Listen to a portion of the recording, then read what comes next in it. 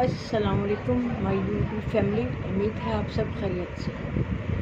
जी आज सुबह उठ के मैंने आम आए हुए थे, मैंने मिल्क शेक बनाया, मैंगो शेक बना के फिर मैंने बच्चों को कहा कि आप लीजिए, बच्चों ने ले लिया। फिर मैंने उसके बाद चाय बनाई और चाय के साथ सिवाय मेरे और छोटू के किसी ने चाय के साथ कुछ नहीं लिया। मैंने और छोटू ने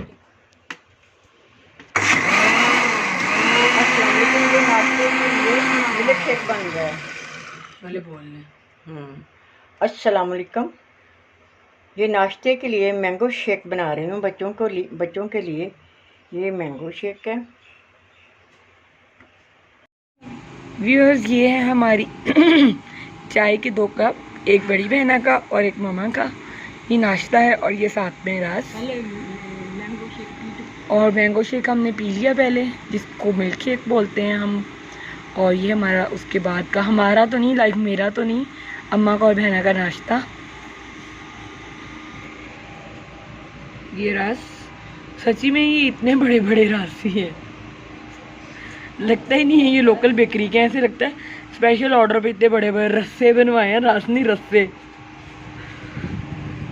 अगर किसी को रस का कोई और नाम आता हो उर्दू में या पंजाबी में तो please let us know, because in रस की उर्दू मुझे नहीं आ रही। देखिए, like can you see the size of this रस? ऑलमोस्ट ये 5 इंच का रस होगा। शुक्र है अभी कि ये ऑलरेडी कटिंग हुए हुए हमें मिल जाते हैं, अदरवाइज़ हमें तो इनके लिए स्पेशल एक नाइफ़ ऑर्डर करनी पड़नी थी, कसाई वाली, जो बकरा ईद पे हमने यूज़ करनी होती है ना, बकरे की कटिंग के लिए उस टाइप की नाइफ़ चाहिए होनी थी, वरना रस्से काटने। अगर आप सब ने अम्मा की जो इससे पहले व्लॉग अपलोड हो चुका है वो वीडियो देखी हो तो उसमें अम्मा एक ड्रिंक का नाम लेते हैं कि उसकी तैयारी के लिए। अभी हम आम छील रहे हैं, ठीक है। कच्चे आम हैं जो अचार वगैरह के लिए मिलते हैं बाजार में।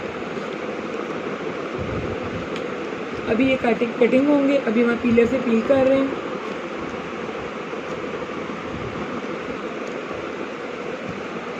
इसके बाद ये कटिंग होंगे, देन ये शेक होंगे, देन फिर आपको वीडियो आगे दिखाते हैं।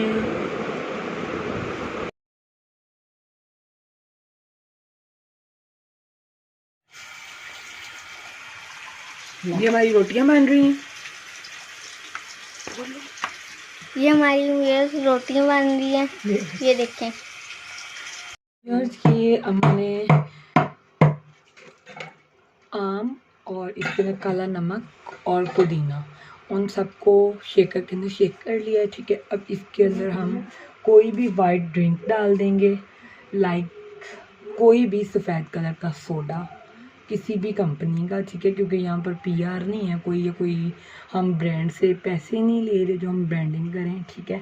और इसके अंदर हम बर्फ़ को अच्छी तरह क्रश करके डाल देंगे, फिर इसकी फ़ाइनल शेप हम आपको शेयर करते हैं।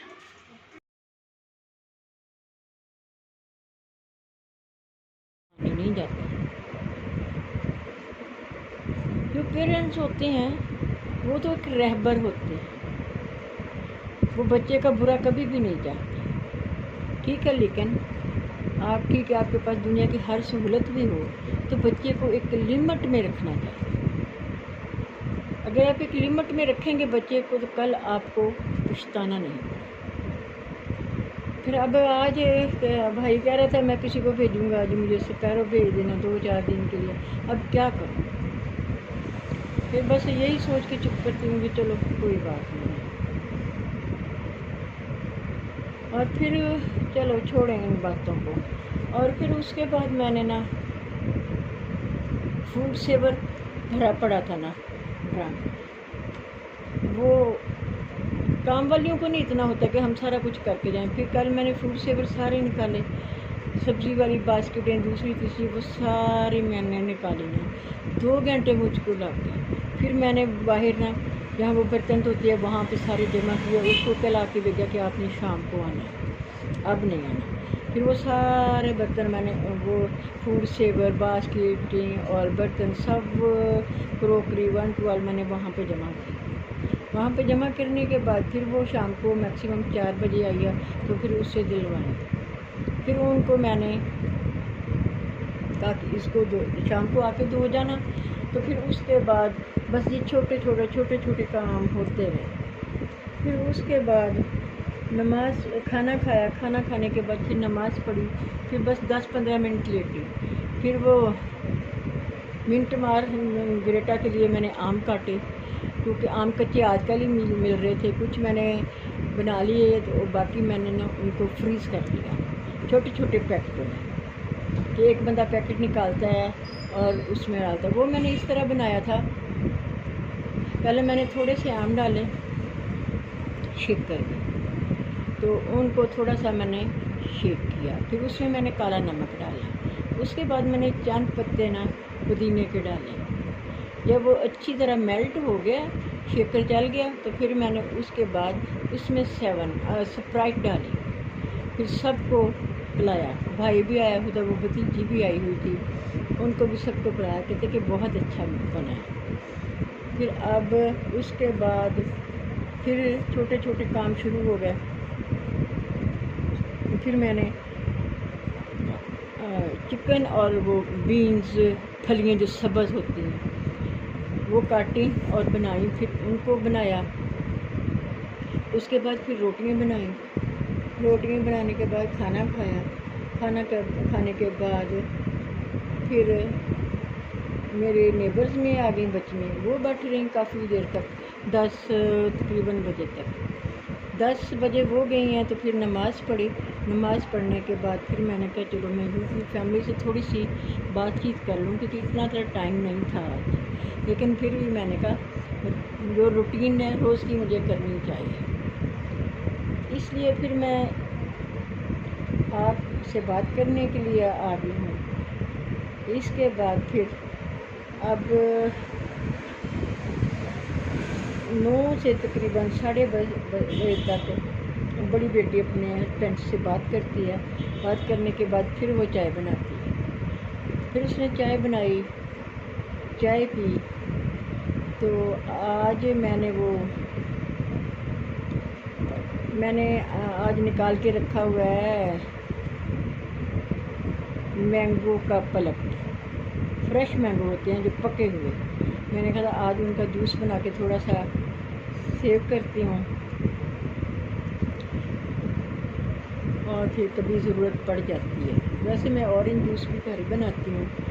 अब ऑरेंज जूस थोड़ा रह गया था, मैंने कहा चलो अब सीज़न है तो मैंगो बना लेती हूँ। और आज मैंने वो आलू बुखारा मंगवाना था, तो इंशाल्लाह सुबह मंगवाऊँगी, और उसका जैम भी बनाना है, और आपके सामने सारा मैं काम करूँगी।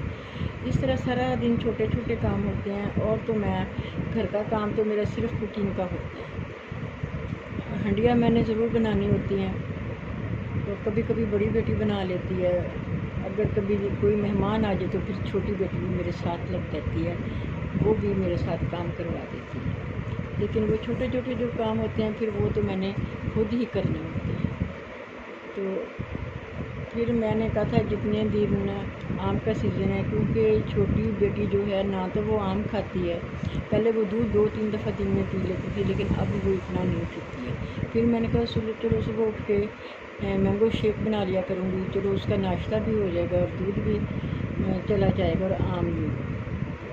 रात को भी मैंने कहा कि आम बड़े अच्छे हैं तो आप ले लो, लेकिन नहीं, मैंने एक लेना है। फिर मैंने चुप कर ली, मैंने कहा चलो ठीक है सुबह से फिर। अब मैंने यही सोचा कि सुबह उसको मिल्क शेक दिया करूँ, उसको और उन दोनों को। तो इस तरह काम में सारा दिन गुजर जाता है।